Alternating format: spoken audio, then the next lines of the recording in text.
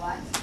This would be our limited English speakers, all students who are in ELD classes and transition classes, plus our mainstream students who started off having spoken a second language, so they take the California English Language Development test, as well as our reclassified, our R's. Okay. Seemed to really get out of this was that one of the presenters said that if I had even an hour of attention to my own culture in school, I would have a stronger grounding. I would care more about school. I would have bought in a little bit more if I had just, seen something about my culture, something that kind of affirms who I am and where I come from culturally. And I think for most people that's very powerful. I remember as an Asian student at Aragon, that I was seeing my culture in history class. Again, a summer institute that several Aragon teachers went to, and I actually just throw a dart at a globe and not hit everything. But somehow they wound up. So they have to go back as far as they can and research their own family. They have to interview the oldest person they can find, the person with all the answers for their family, as many as they can get. They have to bring me their notes. Then they need to visually present it somehow. I've had comic books, I've had posters, I've had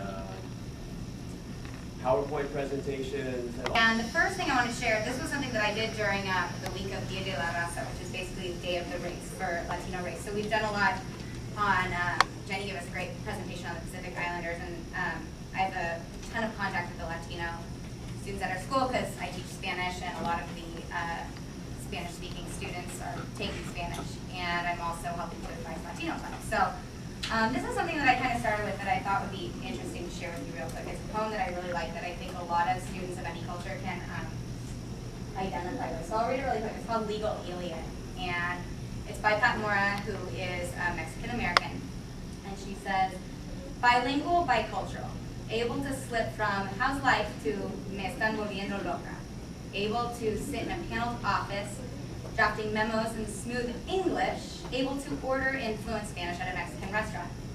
American but hyphenated, viewed by Anglos as perhaps exotic, perhaps inferior, definitely different, viewed by Mexicans as alien.